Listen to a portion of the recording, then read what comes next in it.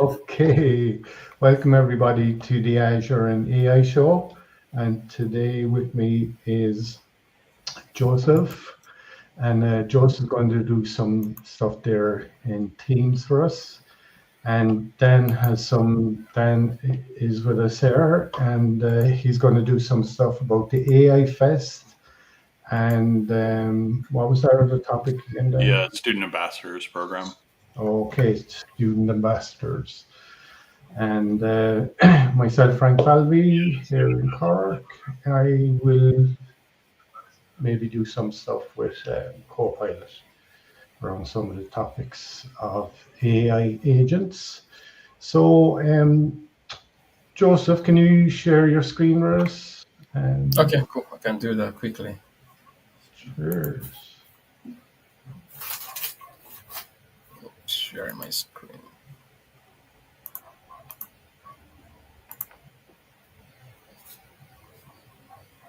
Okay, Frank, let me know when my screen is visible. Um,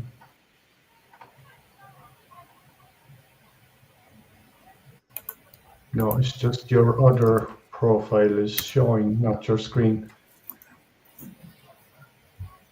Okay, so let me stop sharing and share again then. I think it should be Okay. up now, right? Yeah, we got it now. Yeah, that's it. Okay, cool. So let me just quickly come here. So this is the Microsoft Cloud command line um, interface. So how do you get here? You go through cmd.ms. So when you do this, you would see that you have a lot of shortcuts. So these have proven to be very, very useful, right? Because today my conversation is going to be about Microsoft Teams. And because I know that Teams takes some time to open, I just want to open that somewhere while we are talking about this. So if you go to cmd.ms, right, you will see that you have range of nice um, URLs. So you can even filter. Say, for example, you want to talk about Entra related admin centers. You can just put it there. So if you want to create users from Entra, or if you want to manage users, you just click on this. So it's enusers.cmd.ms. So that's going to take you to the Microsoft Entra where you manage your users straight without even having to go to the identity admin center and then so on. So if you want to maybe look at Microsoft 365 URLs, you just filter. This is M365 admin center. This is Exchange. You have SharePoint and so on. So you have Teams, Power BI. Then if you want to look at Azure, you can just do Azure. So for me, I find this very useful. So apart from filtering from here, you could also do it from this side. You can do Entra, you can do Defender, and so on, right? So just filter for you if you like an Intune person, security, users, and all of that. So you can really do a lot of things. But today, where I want us to go to is in Microsoft 365, and it's not just like everything about Microsoft 365, it's about the Teams Admin Center. So to access the Teams Admin Center, really, you can do that from admin.teams.microsoft.com, and it will land you at this admin center that is opening here. So for some reason, this admin center takes like, for me, takes longer time to load than the other ones, but I just want to maybe give it a refresh. So, but what I want us to do today, I'm happy that Dan is on the call because Dan is an expert when it comes to Microsoft Teams, and I like to have these conversations where I have people like Dan. So, while I was creating Teams from the, um, Teams Admin Center, and I realized that when I create a team, while creating that team, I have the option to. So the way it works is, if you have the privilege to create team in Teams Admin Center, you can create the team without you necessarily having to log in into the team.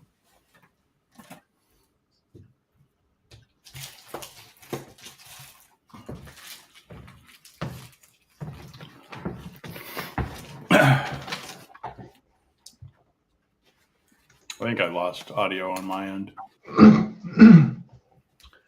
Yeah, Joseph, your sound is gone there. You just froze for a bit. I'll toss something into the chat. Yeah. Frank, am I back? Yeah, I can hear you now. Yeah. Okay, apologies. Okay, apologies. I'm just trying to manage my bandwidth. Maybe I just turn off my camera. May just help. Yeah. Does help all right Okay, sometimes. so yeah, I think that's going to help. So I was Yeah. trying to mention that, yeah. So when you create team from the client portal, you automatically become an owner of the team, right?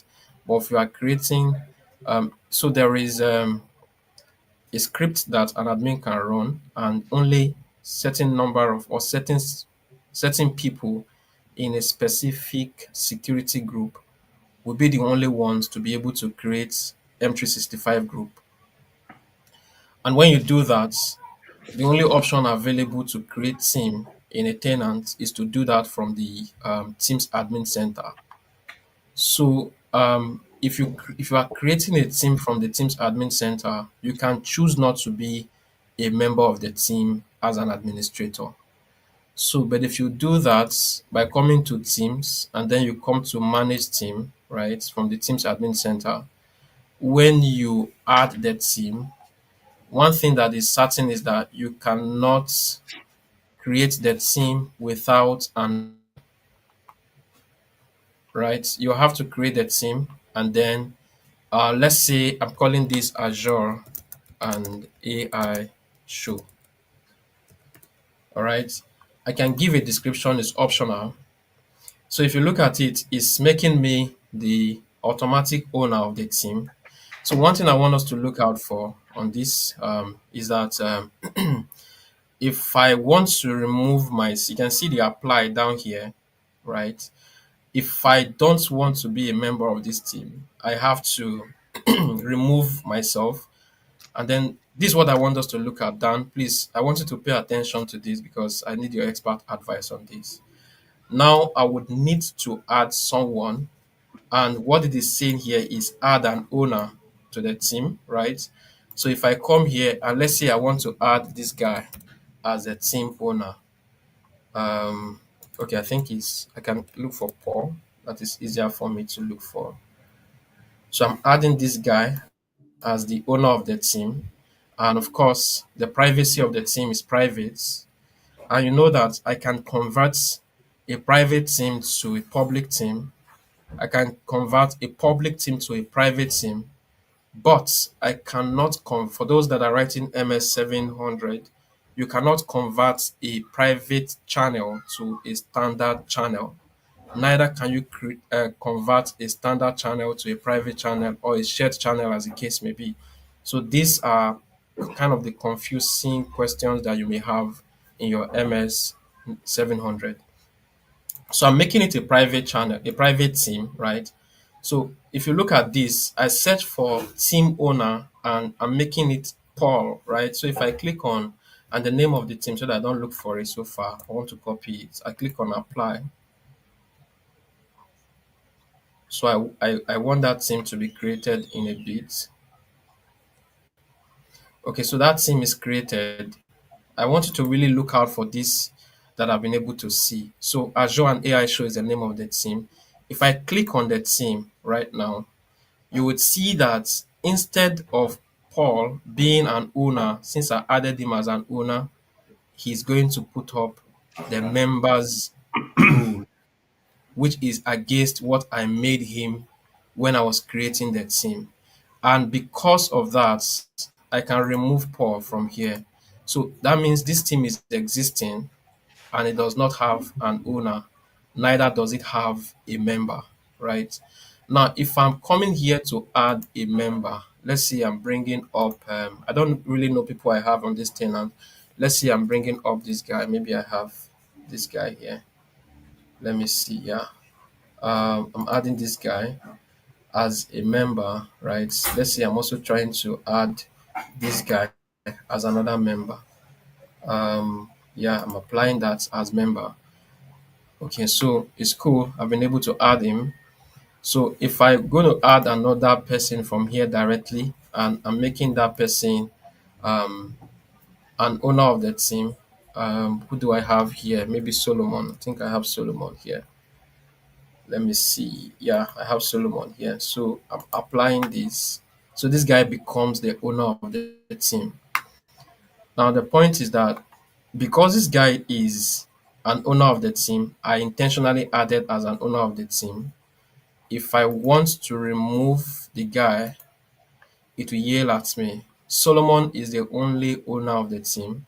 They can't be removed until a new team owner is assigned. So assign another owner, then try again. Okay, so I'll just cancel. So normally I should be able to promote this person from member to owner, and at that point I should be able to remove Solomon from the team, right? So the guy is off, and then if I must remove this guy, then it means that again I must promote, either add this guy, promote him to an owner. And I think an owner, from the last time I checked, I mean, a team can have 100 owners maximum, right? So we need to be aware of that a team can have as much as 100 owners, but not more than that, all right? So because I have these two guys as owners, so I can remove this guy, all right? So, and it's remaining this person. Now, I want us to do one thing.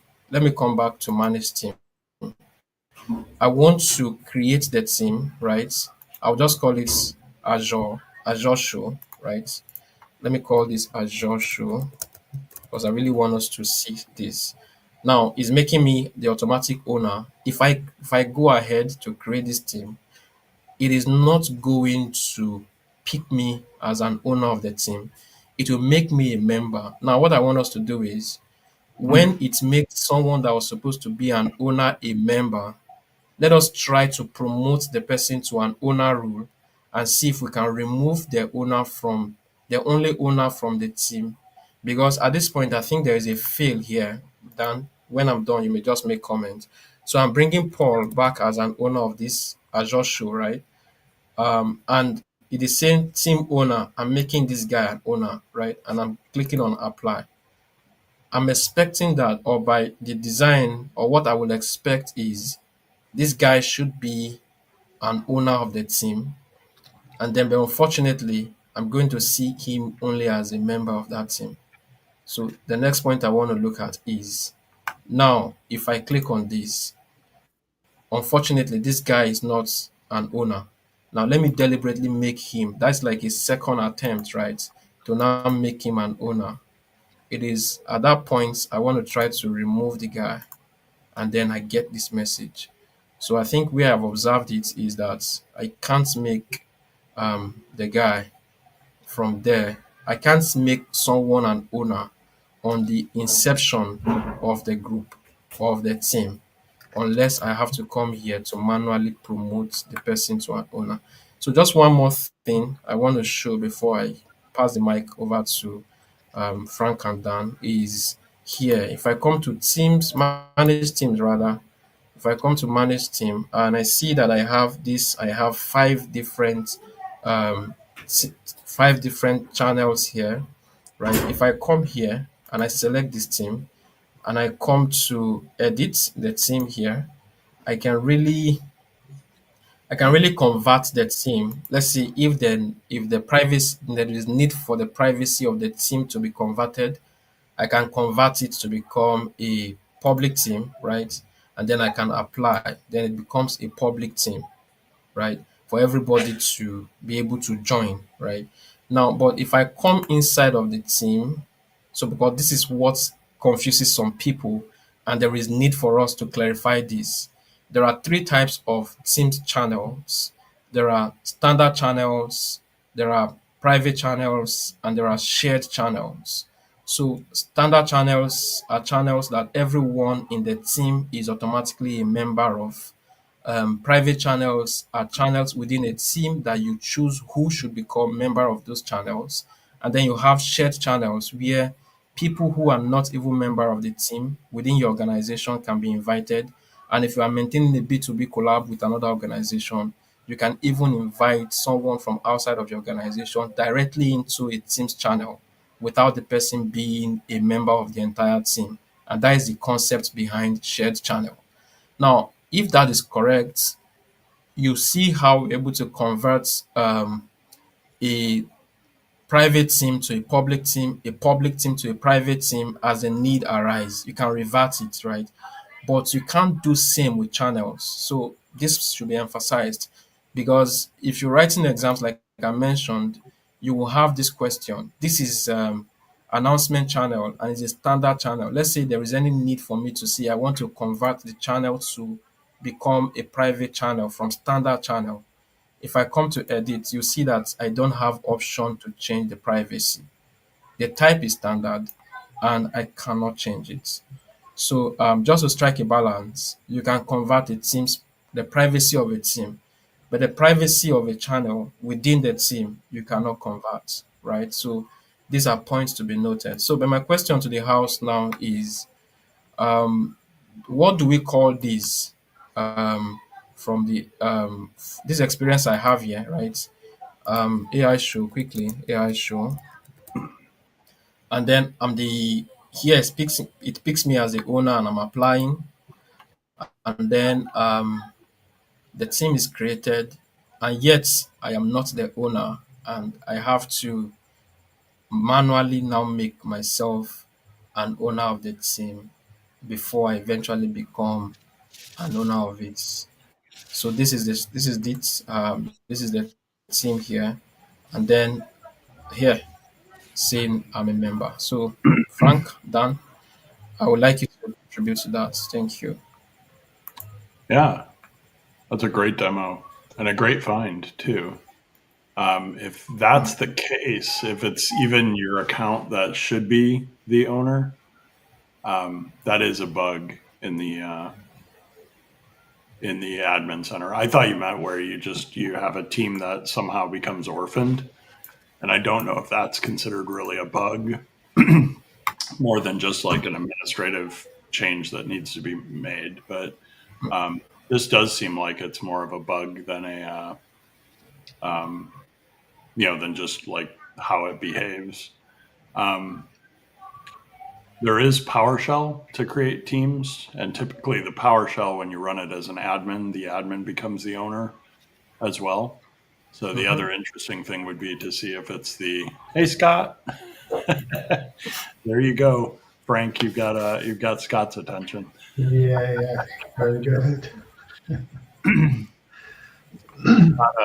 Came on to thank Frank for getting his MVP, but Frank wasn't here that particular day. Okay. Attention now. I'm sure he was looking for you at the MVP summit too, Frank. Yeah. I should have mentioned it. I did mention to him that reminded him that he had come on and thanking him for his involvement with our show. But Joseph, if you don't know who to talk to in the Teams team, a lot of times Brian, who runs the PGI calls, is a good person to start with. So I can put you in touch with him. That's always been my challenge. Is I know one person to talk to, but I don't necessarily know all of the people or who owns that as a particular technology. So a lot of times starting with somebody in the Teams org is a good place to put you in touch with the right person to talk to. Okay, absolutely. Okay. Yeah, thanks, Scott. I appreciate it. All right. We Thank you. occasionally have provided the wider audience the option of coming and joining us on StreamYard, but I didn't forward the invite to Scott today. Okay. Have you spoken to him, Frank? No, no. Okay. If you are connected to him, you're welcome to send the StreamYard link. I'm not sure if he's able to join us, but the fact that there's an iOS StreamYard client now makes it much easier, even if you're on the go, to like pop in to say hi for a second. So I was about to use that, but we got home before I had to go live. Oh, okay. And so now I'm streaming to my LinkedIn and my Facebook. Awesome. That's great. Very good. When I use the StreamYard iOS guest app, the downside to that is I can't send it to my feed or to Facebook or elsewhere. But when I use the desktop web browser client, I can send it to 2 channels. And so, Frank, I don't know how many channels we've got going this week. So we're streaming out to 3 LinkedIn channels, 2 YouTube channels, and Facebook.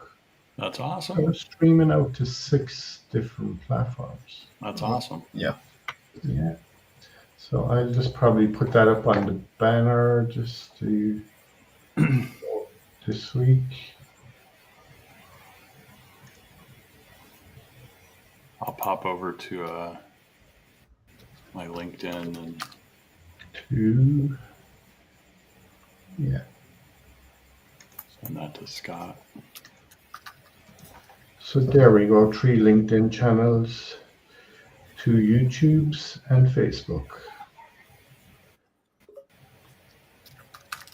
So do you want to share your screen with us, Dan? And Sure. you want to do something on the AI Fest? Yeah. Let me share my screen here. If Scott joins us, Frank, watch for that. And if he can Yeah. make it, feel free to invite him to join us here. We'll hop over here to my window. Okay, we can see it there now. Awesome. So if you go to, in a browser, aka.ms/AI Skills Fest, this is where Microsoft is celebrating for 50 days the training that is available on Microsoft Learn and various platforms for different types of professionals. So if you're in public sector, if you're a business professional, a tech professional, or a student, there are various lessons that are available for you to take and learn about Microsoft AI skills. So I believe. We have Scott with us now. Awesome. Hey, Scott. Hey, sorry, I'm just heading out. I just wanted to stop by and say hi. I'm just sitting on my porch. That's awesome. Hi, Scott. How are you all? How are you, Joseph? How are you, Frank? I'm good, thank you. I'm fine, thank you. Scott, I was just telling him about how I met you again at the MVP summit. That Frank wasn't there in person, Yeah. neither was Joseph, but thanks for stopping by. No, Your of support course. is always welcome. Well, yeah, I mean, you're here on your Saturday afternoon, or depending on what time zone you're in, putting out good information and sharing it with folks. And I was literally putting my glasses on and heading out with my son for lunch, and it popped up on my feed, and I says, hey, I'm going to go check out Dan and Friends, and here you are.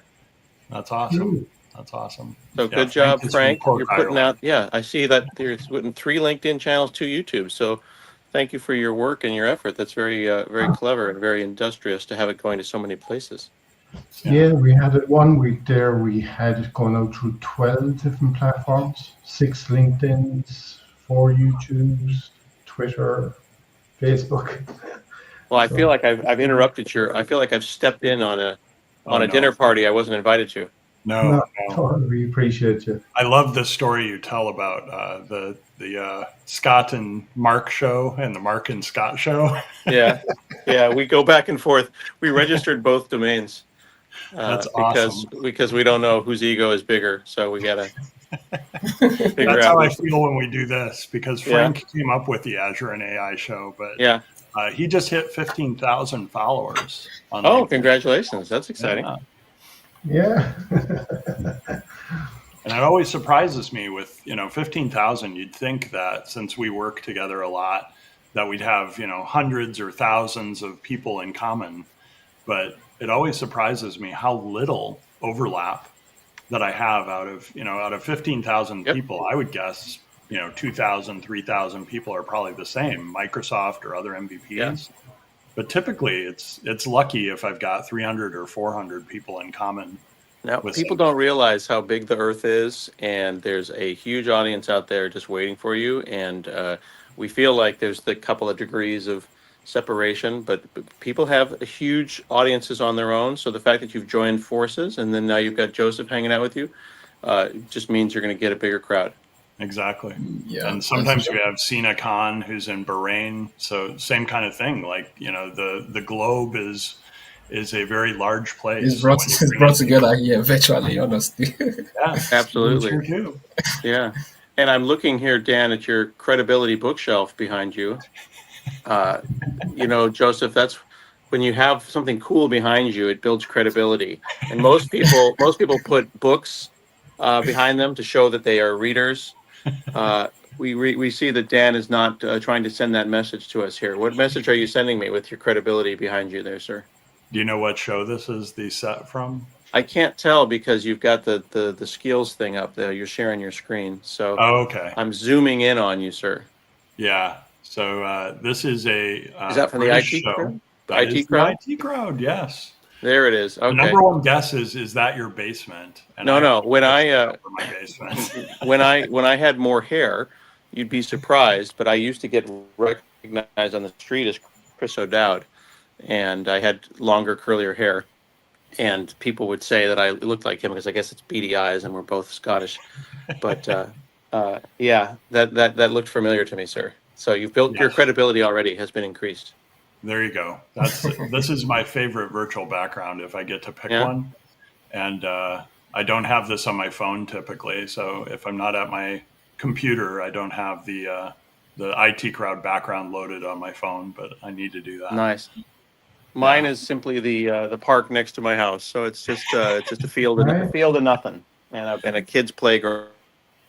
There you go. Well, thanks for jumping on. I'll let you gentlemen go, but thank you for having me, and I hope you have a fun afternoon sharing knowledge and spreading the word. Excellent. Thanks for joining. All right. Good to see you, Frank. Nice to meet you, Joseph. Yeah, thank you. Bye-bye. Thank you, Sue, Scott. Yeah, bye. Bye, Scott. Yeah, so Scott is a developer advocate. I think I came across him when we both worked at Microsoft. And somebody at Microsoft introduced me to him virtually.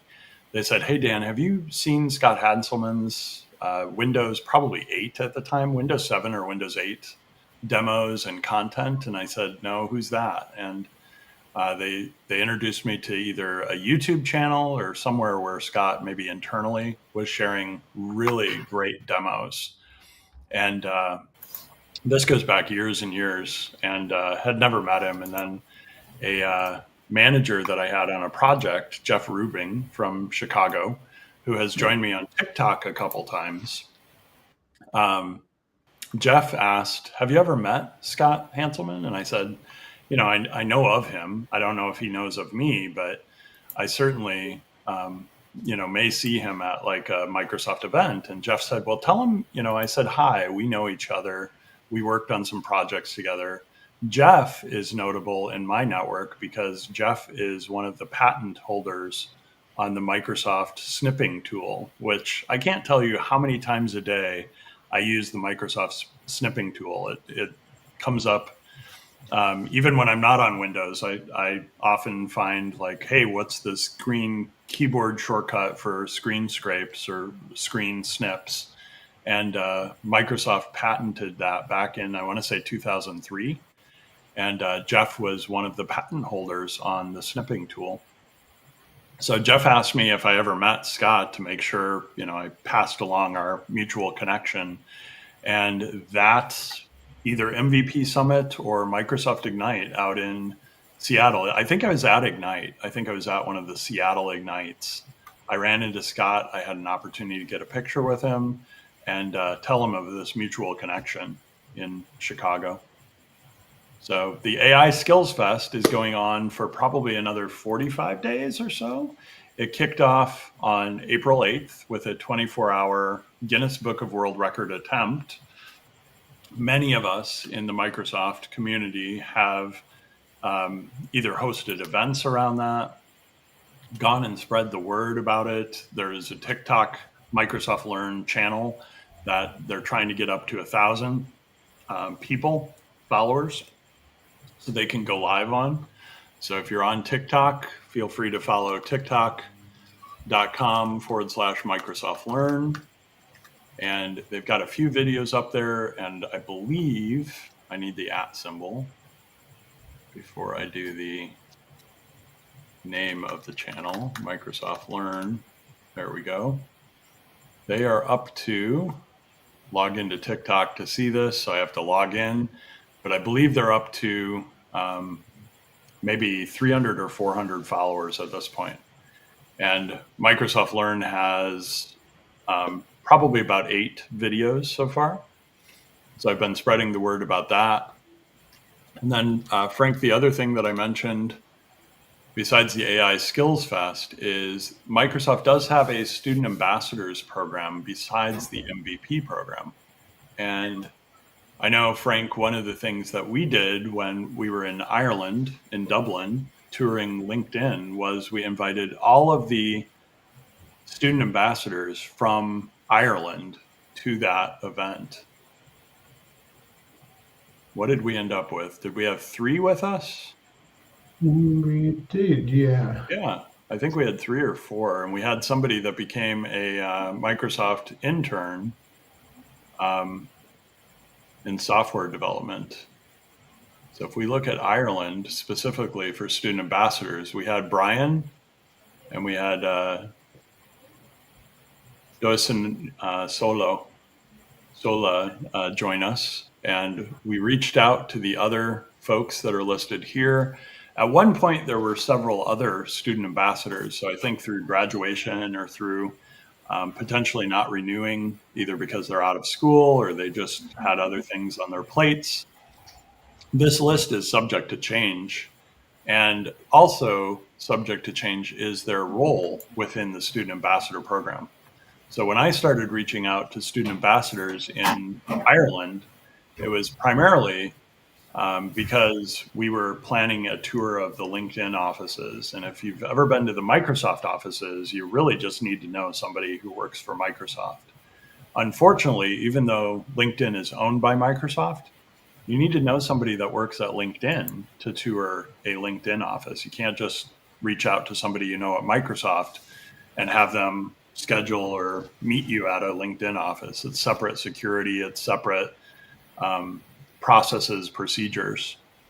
So we reached out to a couple people that worked at LinkedIn Dublin.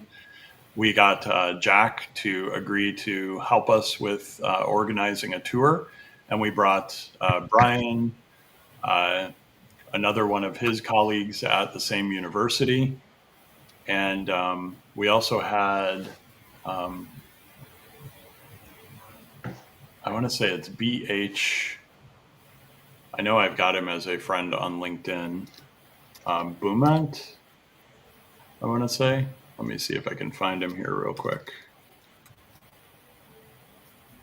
Boomant is an incoming SWE intern at Microsoft, works in Dublin, and he joined us as well. And Boomant was asking, could I let him know about a Spain tour at the Madrid office? And I told him, hey, it's kind of 50-50 whether it's going to happen. And I was in Spain after I was in Ireland and then the UK with you, Frank, I went to Spain to visit some family and celebrate my birthday there.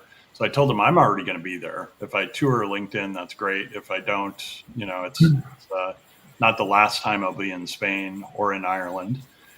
But told him don't make a special trip if it's just to visit the LinkedIn office. We did get there, but it was kind of like cross your fingers that we were going to get there. And then the other thing that I can share with all of you is that I do have my book that got published. So this is actually a photo of the two folks, Gabriel, who we met at the MCT European Summit in Manchester, England. And this is Anna over here. Anna is another MVP that lives in Madrid. They're both from, or in the Madrid, I guess I'll call it metropolitan area. I think Anna said that she's not in Madrid proper. I believe Gabriel was in Madrid, but maybe a town next to it. So the book came out. This is a picture of the Rafael Nadal room, and is covered in tennis balls on the wall. So the pictures on my printed book are actually from the Madrid office. And the book itself was published to help people, whether they're student ambassadors, whether they're people thinking about, community engagement, personal branding, trying to grow their audience on LinkedIn or potentially elsewhere, to think about something to post every single day. Now that I've gotten in that habit, it becomes much easier to think about Frank on Saturdays, our show, the Azure and AI Show, or on Sundays, I've come across some people that have consistently posted 4 profiles of people within their LinkedIn network to give them more details. Just what Scott was saying when he stopped by, right? The fact that Joseph, you, myself, Stephen, Frank, we've worked together a lot. You'd think that our networks would look very, very similar because of, the fact that we're both into Microsoft, that we have these things in common. But the fact that we're all in different portions of the world also speaks to the fact that, Joseph, you've got connections that I haven't met, that I'm sure you could help me to get to know. But the same thing for me. Like, I've got people in my network that I'm sure I've run across, either working with them in Chicago or working with them at different jobs over my career. Some of them I've just connected with and I don't necessarily know personally, but folks like Scott, I have had an opportunity to meet and have a quick discussion when we've both been in a spot in Redmond out by the Microsoft campus. That's beautiful. Honestly. Yeah. So student ambassadors, if you become a gold student ambassador, the other thing that you have an opportunity to do is to actually apply to become a MVP. A Most Valuable Professional is an award, not an achievement. The student ambassador and the different levels, becoming a beta or a gold level student ambassador, are based on achievements. There are things that you're asked to do to move up in those different designations within the student ambassadors program. So the student ambassadors program looks very different from the MVP program. The other thing I noticed, Frank, Joseph, and Stephen, was the student ambassadors program has about half of the numbers that the MVP program has at this point. I assumed those would be maybe the reverse, or at least as many student ambassadors.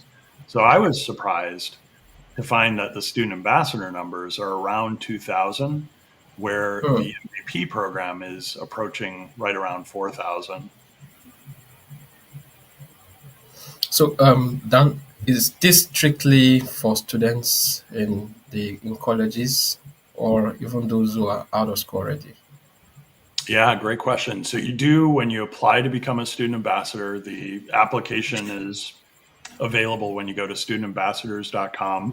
That redirects you under the MVP site. you do list an affiliation with a school. So I don't think there's an age limit. There is an age minimum in the frequently asked questions of 16 years old. So you can't be under 16 if you're in, say high school and you haven't reached the age of 16. You have to be 16 years or older. So there are in the U.S. what would be considered minors or secondary school students that qualify. But usually you list a college, a university, or a school affiliation to become a student ambassador. There's a whole, when you go to that website, there's a whole like frequently asked questions, and there's a nomination form. And then there are student ambassadors that you can find with your country or your, potentially area. And they're a really good resource for you to reach out to. I've reached out to them primarily to connect and to offer, when we've done things within our community. In Chicago, for instance, I invited some of them to the Microsoft Ignite event. And whether they attended Microsoft Ignite in person or just because they were in Chicago, there were a number of kind of after hours parties and things that we got invited to that I wanted to make sure the student ambassadors were aware of. Makes sense, honestly. I'll check out that site myself because I mentor a lot of young folks who are still in colleges, so that if there's anything I can suggest to them also to try, of course. Yeah. I know at the MVP That's cool. Summit, Yeah. one of the not recorded sessions was from Pablo that I'll put you in touch with. Pablo Vermicelli, I want to say is his last name. Pablo runs the Student Ambassadors Program, so he is a good person to reach out. Vera Mendy is his last name. And Pablo is a good person to reach out to if you have questions about the process, or if you have a student that, is having some questions about things related to the Student Ambassadors Program. I'll put that in the private chat here. So you've got his contact information. But because they're using this as both student engagement at college level and then also levels, this is one of the things that I know we've discussed about the MVP program. It would be nice if there was like an onboarding or a way where you could get recognition for your community contributions, maybe before a award is awarded, because one thing that happens with the MVP is once you get your MVP, a lot of times you're not necessarily plugged into what's next if you didn't kind of research or meet a lot of people that have already done MVPs for a while. So Azure McFarlane coined the term MVP baby. And I really like that because when I became an MVP, I still feel like a toddler. I still feel like I'm kind of, I'm walking, but I'm not comfortable walking. And I have a lot of accidents and I trip a lot still, where there are pieces to the MVP program that I'm still hearing about or learning about. And the Student Ambassadors program was one of those where I wasn't all that aware of it. I think I had come across it at some point. And then maybe 2 or 3 years ago, I heard about it from the MVP Summit, and informally met somebody, Corey, that was on the team that managed the student ambassadors, and reached out to her a couple times with questions. And then Pablo is the latest person that I've met in person. Very good. Dan, it was great to have Scott on, wasn't it? Yes. Stephen, you were a few minutes late. You missed this famous guy. Yes. Yeah. It's been a while I've been here.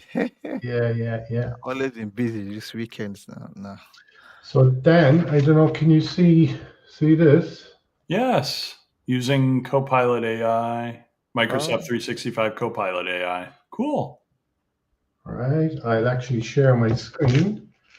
This was the book I done a review of. Nice. About that. 1 second. That's great.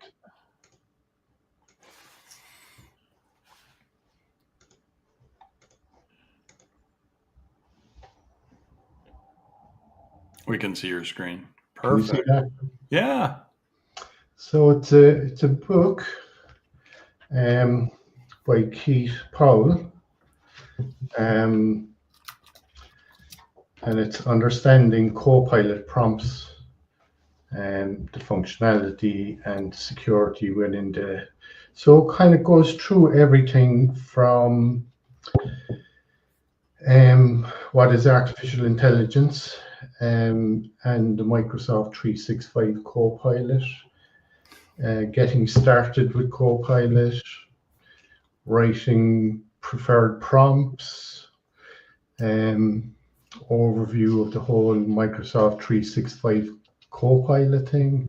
So it covers Excel, Loop, Outlook, OneNote, PowerPoint, Teams, Whiteboard, Word. So it's fairly extensive. Just seeing there now, there is over 365 pages. That's Actually, awesome. 372 to be precise. So I have a Wow, story. that's great work. We should have Keith on the show. Keith's in Chicago. I know him pretty well. Okay. Yeah. For So Keith, I was actually one of the reviewers of the that's post. awesome. That's awesome. When I was writing the piece for the review, I wasn't too sure, and I just put my name down as Frank, but the publisher never actually put in my surname for. Oh, wow. It was over. They omitted it. Okay. So just to get back to this one here, the 15,000 that we were saying, I reached this week. You can see it on the left. See it here, 15,007. That's awesome. But when I looked that up on a PC, it showed as 14,850. And when you look on the mobile app, then it comes up as a different figure. Huh. Did you ever see that? I have seen discrepancies between, and once you get to a certain number of followers, they used to tell you like a number, like an actual number. Now, I think when I go to whatever the URL is to look at your followers and who you're following, typically it just says you're following over 1,000 people. It used to tell you actual numbers, like you're following this many people and this many people are following you. I want to say I found that. I can see if I can dig up the URL, but there's two URLs to see who's following you and who you're following. And I think it's easier to find if you're on a PC. It's under Manage My Network. There's followers and following on that page. So I can put it into the chat here, the private chat. And for me today, it says you're following over 1,000 people, which I know. And then it says I have 16,823 people following me. And then if I look at my network, I can see that I believe I've got about 11. Yeah, I've got just over 11,000 connections. So the difference between my connections and my followers, I think, are the people that are just following me that either haven't been able to connect or, ran out of invitations to connect. Yeah, but you see the amount of impressions for the last year in my account, awesome. 76,800. Yeah, I think Ami just shared his numbers. I'd say your number would probably go way over this than the amount of posts that you put up. So this is probably, I maybe do 3 or 4 a week on average. Well, and that's the thing I found was sometimes posting every day actually decreases the amount of reach that I have. Because if I post something and miss a day or miss a couple days, a lot of times people see those posts that I made a couple days ago, not on the day that I published them.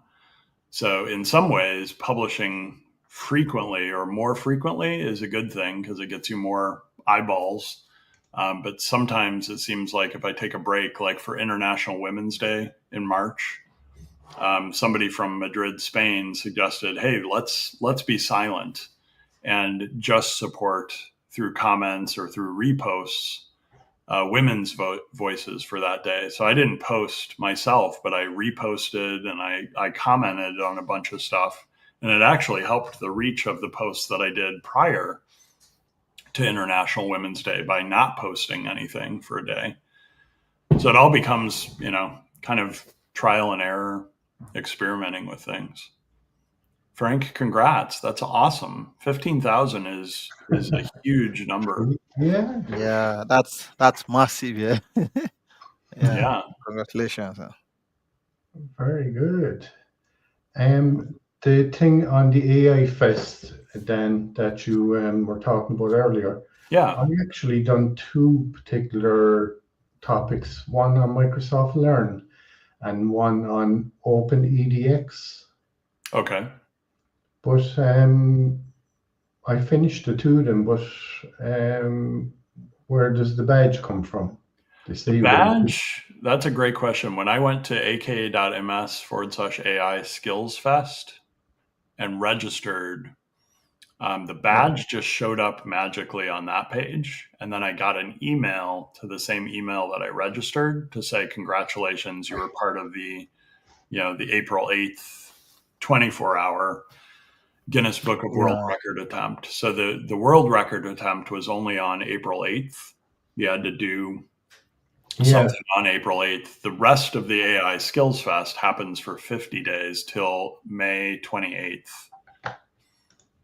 So you have till May 28th to continue your learning.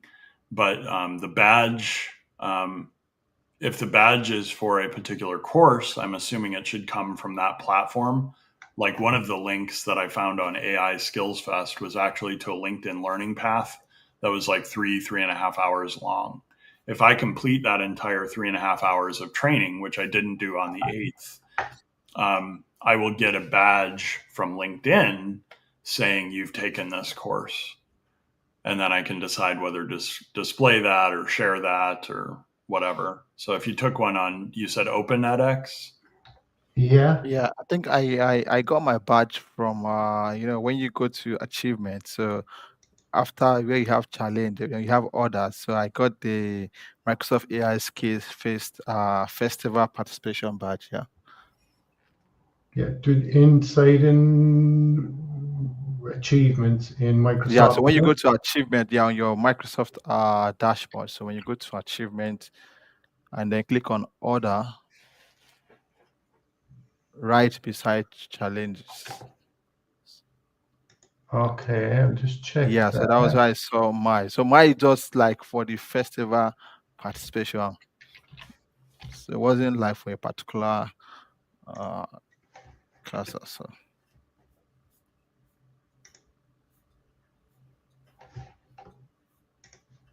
Yeah, that's interesting. Now. Yeah, so mine was with the dates and everything. I said completed on the 8th April.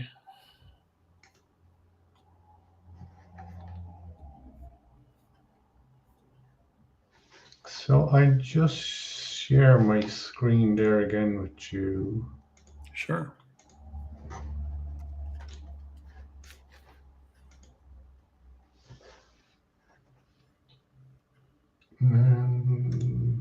We can see it. Yeah. Yeah. So yeah. this one. No, when you click on that order where you have challenges, right beside challenges, at the top there. Not the modules, the challenge. No. Where you have achievement, just come down. Can you see where you have plan, challenges, and you have order? Yeah. No. So this challenge. No, you're there. You're here. Just come down where you have achievement. Can you see where you have your modules, learning paths, courses, plan, challenge? Order. Yeah. So click on that and see if it's. Yeah. So that's it. Yeah. There we go. Yeah. Okay.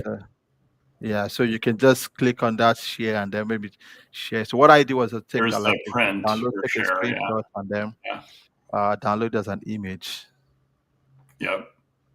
And then Yeah, the so print icon also shows you the badge, I think. So if you want to yeah, badge, or if you want to just take a screenshot of the badge, you can do that too.